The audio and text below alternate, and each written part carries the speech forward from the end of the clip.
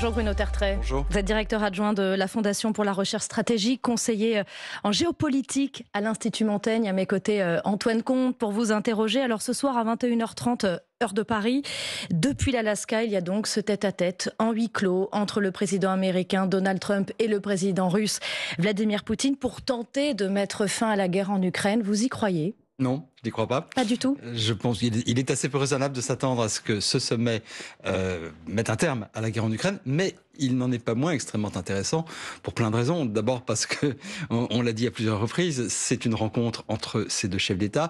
Elle se tient en Alaska, en territoire américain. Et puis, ça ne sera pas seulement, pardonnez-moi de vous reprendre, un tête-à-tête. Il y aura sans doute un tête-à-tête. Ça commence par un tête-à-tête. Voilà. Mais c'est ce qui est prévu. Ce qui sera très intéressant, c'est de voir si, dans ce tête-à-tête, qui il y a. Est-ce qu'il y a seulement des interprètes ? Est-ce que Trump et Poutine nous diront exactement ce qui s'était passé ? Pourquoi est-ce que je vous parle de ça ? Parce que lorsque, en 2018, Trump et Poutine s'étaient rencontrés, on ne sait pas ce qu'ils s'étaient dit. On n'a jamais su, et ça fait partie des choses qui interpellent un petit peu quand on se demande quelle est la nature de la relation. Là, ce qui est prévu, effectivement, c'est un huis clos d'abord avec des interprètes, oui, et après un déjeuner avec leur délégation. Mais bien sûr. Effectivement, il y a ce huis clos, on ne va pas savoir ce qui va se passer. Écoutez, j'espère qu'on saura un petit peu. Les délégations, ce qui est intéressant, c'est leur existence, tout simplement. Il n'était pas évident, dès l'annonce de ce sommet, qu'il y aurait effectivement on va dire une réunion de travail. Quand on a ce qu'on appelle un 5+5 ou 6+6, ça veut dire qu'on va vraiment travailler le fond des dossiers. Et ça ne sera pas seulement, à mon avis, sur l'Ukraine. Bruno Tertrais, donc vous n'y croyez pas ? Ça ne va pas permettre de régler le conflit entre l'Ukraine et la Russie, là, vous nous le dites à l'instant. Par contre, c'est une rencontre qui peut s'annoncer comme historique, symbolique pour les deux hommes, pour aussi le monde entier qui les regarde ? Dans la mesure où les sommets entre président russe et président américain sont devenus extrêmement rares, oui, c'est symbolique et historique, et dans la vie internationale, comme dans la vie tout court, les symboles, ça compte. Hein. Ce qui sera très intéressant aussi à regarder, c'est ce qu'on appelle tout simplement le langage corporel. Comment se comportent les deux dirigeants l'un vis-à-vis de l'autre. Comment se comporte Trump vis-à-vis de Poutine et Poutine vis-à-vis de Trump. Et ça, on le verra au moment de la conférence de presse qui aura lieu peut-être si tout s'est bien passé, c'est ça ? On le verra dès l'arrivée. Dès leurs arrivées. On le verra bien sûr à la conférence de presse, mais ce langage corporel, l'attitude, ça sera au moins aussi important que le fond des dossiers. Si il n'y a pas de conférence de presse, puisqu'on parle de ce sujet-là, ça veut dire que ça s'est mal passé avant ?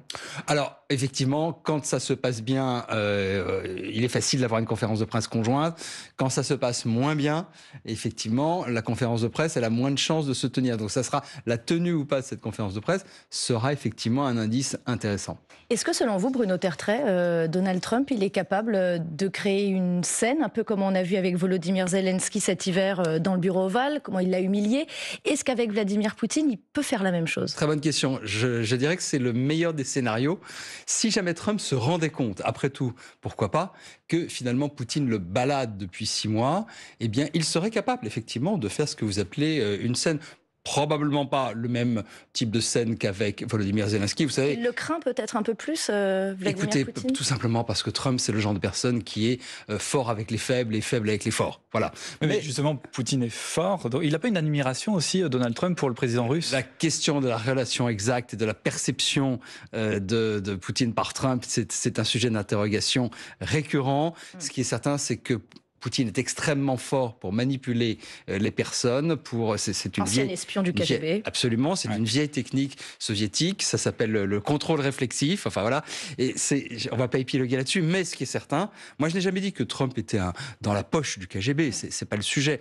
En revanche, moi j'ai toujours cru qu'on ne peut pas passer 40 ans, parce que ça date de 40 ans, à être travaillé par les services soviétiques puis russes sans que ça laisse quelques traces. Voilà. Bruno Tertrais, on va récapituler, si vous le voulez bien, les positions des uns et des autres avant ce sommet. D'abord, ils ont exclu les Européens, ils ont exclu Volodymyr Zelensky, le président ukrainien, mais tout de même, les Européens ont réussi à faire venir Donald Trump mercredi en visio dans une réunion. Ils ont exprimé leur ligne rouge. Est-ce que le message est passé auprès du président américain ? Je ne suis pas sûr qu'on puisse dire que les Européens ont été exclus. Ils n'ont tout simplement pas été inclus. Alors vous allez me dire que c'est une nuance, mais après tout, qu'il y ait un sommet entre deux chefs d'État de deux des plus grands pays de la planète. En soi, ça n'est pas extraordinaire, d'autant plus qu'ils doivent parler aussi d'autre chose que l'Ukraine. Les Européens, ils ont plutôt bien joué. Et je crois qu'il faut là aussi féliciter la diplomatie française, parce que le président français a été en pointe dans cette affaire. Il a tout de suite mobilisé avec Volodymyr Zelensky les principaux pays européens qui souhaitent continuer à soutenir l'Ukraine. Et ça a été très important, d'abord pour Zelensky, parce que ça permet de montrer qu'il n'est pas seul, et que l'idée d'un isolement de Zelensky, qui est probablement une tentation à la fois pour Poutine et pour Trump, eh bien, n'a pas réussi. Et puis, ils ont exprimé surtout un certain nombre de conditions. Ils ont dit pas de négociation de territoire sans l'Ukraine. Oui, ce qui paraît être du bon sens, mais malheureusement, avec quelqu'un comme Trump, il faut le rappeler. Ils ont pas mal joué aussi sur le fond, parce qu'ils ont dit à Trump, écoutez, nous vous félicitons pour cette initiative, il faut toujours le caresser. Mais oui, mais avec il aime la flatterie, Donald Trump. Mais bien sûr, il adore ça. Donc ça, c'était bien aussi. Je ne sais pas ce que lui en a retenu, mais ce qu'on peut dire, c'est que les Européens ont plutôt bien joué cette séquence. Bruno Tertrais, on disait à l'instant que Donald Trump aime être flatté par ses interlocuteurs. Est-ce qu'il a pris conscience aussi, le président américain, que ça serait plus compliqué que cela, finalement, cette rencontre avec Vladimir Poutine, que finalement la question ne serait pas réglée ce soir? D'ailleurs, il parle même d'un risque d'échec de sa rencontre avec Vladimir Poutine de 25%. Il veut être prudent aussi, Donald Trump, et c'est pour ça d'ailleurs qu'il dit il faut maintenant qu'il y ait une rencontre aussi avec le président ukrainien, une rencontre à trois entre Trump, Poutine et Zelensky. Alors, je ne pense pas que cette rencontre à trois aurait lieu, mais de toute façon, il ne pourrait y avoir de rencontre à trois que si le sommet était un succès total. C'est-à-dire si Poutine, on ne sait jamais, on peut toujours rêver, finalement, abandonnait les conditions qu'il met d'habitude, non seulement à un accord de paix, qui sont en gros la condition, c'est la disparition de l'Ukraine en tant qu'État souverain et indépendant, mais même à un cessez-le-feu, puisque Poutine n'a pas cessé, la Russie n'a pas cessé depuis 3 mois de mettre des conditions à un cessez-le-feu. Le résultat maximum concret que l'on peut attendre de ce sommet, s'agissant de l'Ukraine, puisque je le répète, il y aura aussi d'autres dossiers discutés, c'est un cessez-le-feu sans condition. Ça serait, à mon avis, quelque chose d'inattendu et un cessez-le-feu immédiat et durable. Ça, ce serait un succès. Vous savez, un cessez-le-feu n'est durable on ne sait qu'un cessez-le-feu est durable que plusieurs semaines plus tard. Mais ce que vous nous dites, c'est qu'on ne tend pas vers ça, visiblement, à l'issue de ce sommet. Non, donc, ça veut dire qu'il n'y aura pas ce second sommet après, à 3, entre Zelensky et les présidents russes et américains? La probabilité d'un accord pour un cessez-le-feu dans des conditions qui soient satisfaisantes pour l'Ukraine, je dirais qu'elle reste inférieure à 50%, s'il faut absolument, parce que j'aime pas trop donner des chiffres. Si ce cessez-le-feu avait lieu, alors des négociations probablement de travail bien avant un éventuel sommet. Encore une fois, un sommet Poutine-Zelensky, je ne pense pas que ça soit possible. Poutine ne considère pas Zelensky comme le chef d'État légitime d'un État souverain et indépendant. Donc pour moi, ce sommet n'a pas lieu d'être. Voilà. Et je le répète, il y aura d'autres dossiers discutés. Je crois que Poutine veut discuter de nouveau de contrôle des armements nucléaires. Et puis, bien sûr, il y aura du business. Ils veulent donner effectivement un aspect commercial mais bien sûr, à cet échange. Donc, tout ce qui se joue aussi aujourd'hui, c'est du business? Non, pas seulement, mais j'allais dire que quand Trump et Poutine se rencontrent, ça ne peut pas, le business ne peut pas être mis de côté. Est-ce qu'un gros accord économique est possible ce soir? Non, peut-être une déclaration de principe sur tel ou tel type de coopération économique ou financière. Mais ça peut être sur quoi? Sur des armes? Sur des armes. Non, je pense pas que je pense pas du tout que l'Amérique va se mettre à vendre des armes à la Russie, d'autant plus que le Congrès, dans ces cas-là, à son mode, il faut toujours se souvenir qu'aux États-Unis, ils ont quand même un parlement qui compte, ce qui n'est pas le cas dans tous les pays. Ça peut pas être sur du gaz non plus. Ça... Non, je pense non. Écoutez, ça n'est pas à l'Amérique que la Russie va vendre du gaz. Pourquoi? Parce que tout simplement, l'Amérique est devenue l'un des plus gros producteurs de gaz du gaz naturel liquéfié au monde. Je ne sais pas, mais ce que cherche en tout cas la Russie, c'est évidemment la levée de certaines sanctions sur l'exploitation des ressources. Là, évidemment, on peut imaginer que des entreprises américaines soient invitées à exploiter effectivement les hydrocarbures. En Russie, ça, sur le papier, tout est possible. C'est quelque chose que peut faire miroiter la Russie à Donald Trump, oui, tout le à fait. businessman. Tout à fait, absolument. Une question sur le fond de ce sommet, de ce dossier entre ce conflit entre l'Ukraine et la Russie. Est-ce que finalement les deux hommes souhaitent vraiment la paix? Alors déjà, Vladimir Poutine, est-ce que selon vous, il souhaite vraiment la paix? Je vais juste vous reprendre sur un point. J'aime pas trop quand on parle de conflit entre l'Ukraine et la Russie. C'est quand même l'invasion d'un pays dans le but de sa destruction en tant qu'entité politique souveraine et autonome. Il faut toujours, la guerre est menée par la Russie. C'est une invasion russe, bien sûr. Mais est-ce qu'il veut vraiment la paix alors du coup, Vladimir Poutine? Je ne pense pas que Vladimir Poutine veuille la paix aujourd'hui. Je pense au contraire qu'il a transformé son pays en une gigantesque machine de guerre et que son régime ne vit plus que par la guerre. Et quelque part, c'est comme un train qui, si le train s'arrête, eh bien le régime pourrait être en danger. Donc je ne pense pas que Vladimir Poutine puisse faire la paix aujourd'hui en Ukraine. Le cessez-le-feu, dans le but de gagner du temps et un jour de pouvoir reprendre l'offensive, est en revanche une possibilité. Trump, je pense que ça l'intéresse qu'il y ait la paix. Pourquoi? Parce que tout simplement, il veut apparaître en homme de paix. Et parce qu'il vise le prix Nobel. Le prix Nobel de la paix, la fameuse histoire du prix Nobel. Je voyais qu'il a. Il le martèle. Il en parlait encore au Premier ministre norvégien il y a quelques jours. Le Premier ministre norvégien, pour l'information de vos spectateurs, n'a absolument aucune influence sur le comité Nobel. Mais il veut sans doute la paix aussi parce que, tout simplement, la paix, c'est mieux pour le business que la guerre. Je n'irai pas jusqu'à dire, comme certains de vos confrères et consoeurs, que Trump est un homme de paix. J'ai entendu ça il y a quelques jours. Non, vu le nombre d'opérations militaires qu'il a lancées depuis sa première élection, je ne dirais pas cela. Mais en tout cas, certainement, il préfère la paix à la guerre.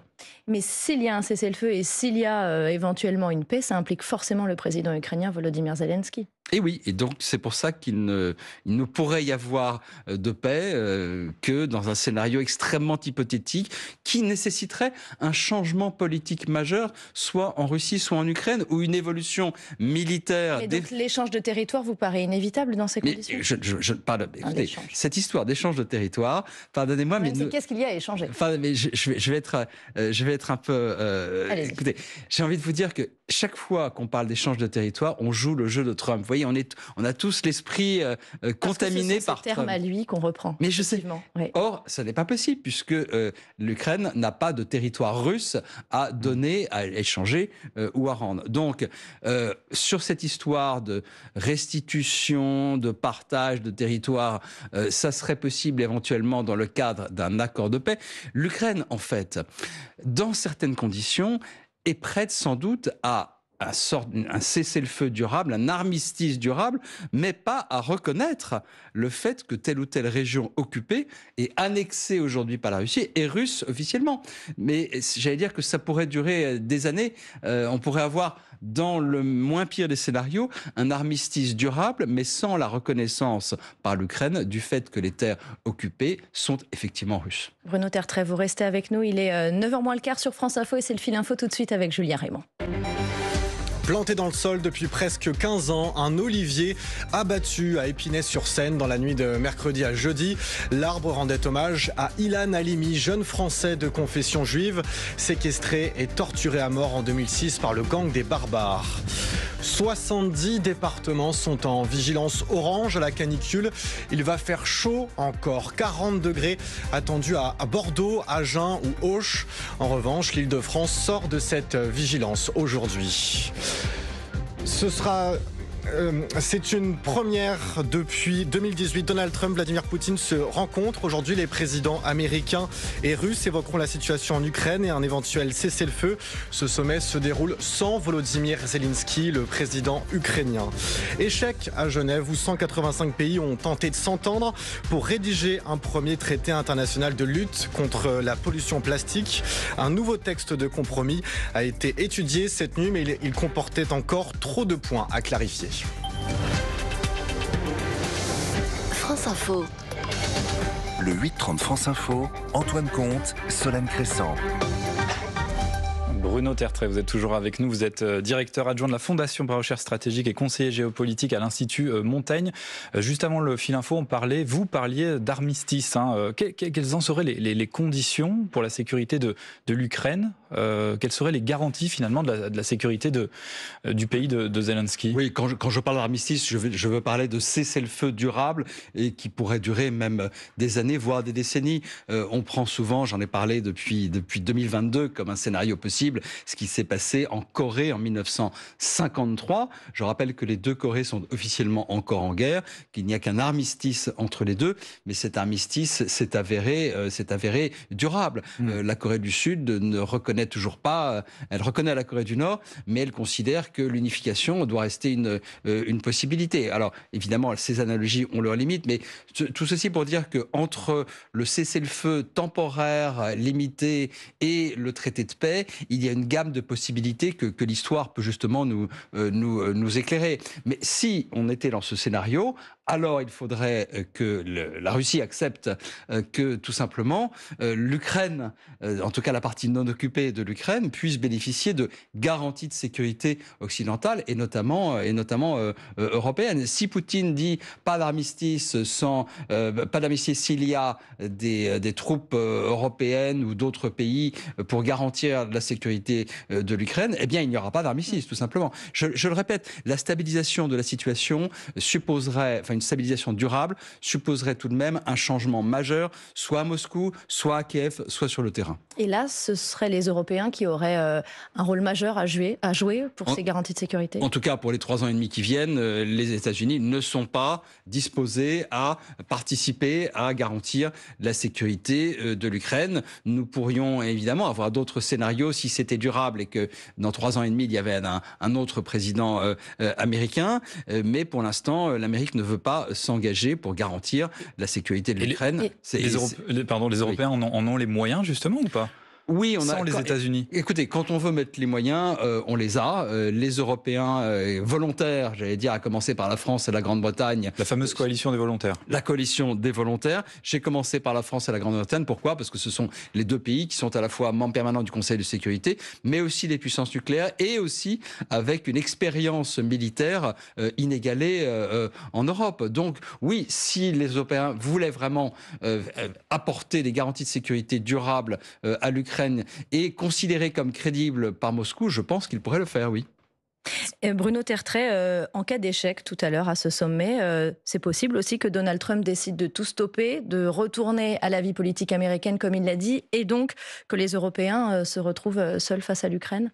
Oui, c'est une possibilité, mais j'allais dire qu'avec Donald Trump, on a eu le chaud, le froid, le tiède depuis 6 mois, et que chaque fois qu'il a dit, écoutez, j'en ai assez, maintenant je vais vous laisser vous débrouiller avec ça, finalement il est revenu sur le terrain, il change de position tout le temps. Ce serait une forme de trahison. Alors, ça serait une forme de trahison. D'abandonner ses alliés historiques. Oui, effectivement, mais écoutez, l'Ukraine n'est pas un allié historique des États-Unis. Il ne peut pas fondamentalement se désintéresser de l'Ukraine, tant que d'abord il y a une grande partie du camp républicain au Congrès qui continue à soutenir l'Ukraine. Ensuite, l'Amérique continue d'être, même sous Trump, le grand pays de l'OTAN, et l'OTAN c'est quand même juste à côté. Il y a des trains d'assistance militaire, des trains au sens métaphorique du terme, de l'assistance militaire qui continue d'arriver en Ukraine. J'allais dire, il peut s'en laver les mains, si j'ose dire, mais ça serait quand même difficile. Mais avec Trump, c'est toujours facile, mais réaliste de terminer par cela. Avec Trump, on peut toujours s'attendre à tout. Un petit mot sur Emmanuel Macron. On a parlé très rapidement du président français. Il parle aujourd'hui d'une Europe qui serait devenue une puissance géostratégique. J'ai envie de vous dire, c'est pas trop tôt, mais est-ce que c'est vraiment le cas? Et est-ce qu'en effet l'Europe peut peser, en cas d'échec aussi des négociations de ce soir et à l'avenir? Mais je parle d'un point de vue aussi militaire. Si vous voulez, l'Europe en tant que telle, c'est-à-dire l'Union européenne, n'est pas une puissance militaire. Les Européens ont délégué à Washington leur sécurité depuis longtemps. Alors simplement, aujourd'hui, on se rend compte qu'on ne peut plus compter sur les États-Unis autant que par le passé. Donc, on essaie de devenir, nous, Européens, plus autonomes, davantage capables de se passer des États-Unis un jour si c'était nécessaire, mais on n'y est pas. Et l'Europe est une puissance économique, elle a une influence politique, elle n'est pas dénuée, c'est loin de là de capacité militaire, mais elle n'est pas en soi une puissance militaire. Bruno Tertrais, pour que ça marche, il faut un patron, il faut un leader de l'Europe. Et c'est pour cela... Quel est-il aujourd'hui? C'est Emmanuel Macron, c'est Keir Starmer, qui n'est pas dans l'Union européenne, c'est le chancelier allemand? Non, c'est personne. Tout simplement, l'Europe... C'est un problème. Écoutez, c'est un problème si vous pensez que l'Europe doit être une entité fédérale qui dépasse les États. Mais ce n'est pas le point de vue de la majorité des opinions européennes aujourd'hui. Ce n'est pas un jugement de valeur, c'est un fait. Donc l'Europe ne peut pas être l'équivalent des États-Unis, de la Chine ou de la Russie. Sans parler de ce problème culturel, de rapport à la puissance que pendant des années, les Européens ont eu, qui a été problématique pour nombre d'Européens. Aujourd'hui, ça change un petit peu. Donc l'Europe ne peut pas être cet équivalent, mais force est de constater que ce qu'on appelle les coalitions de volontaires, en effet, la coalition des volontaires, eh bien, elle a un rôle, elle l'a montré, et là-dessus, je le répète, je crois qu'Emmanuel Macron a été effectivement un leader efficace. La France est sans doute le pays le plus en pointe entre la France, la Grande-Bretagne et l'Allemagne. Aujourd'hui, Paris est la capitale la plus en pointe aujourd'hui, mais cette capacité d'entraînement de la France, on a vu qu'elle a eu une certaine réalité. De l'espoir pour la suite.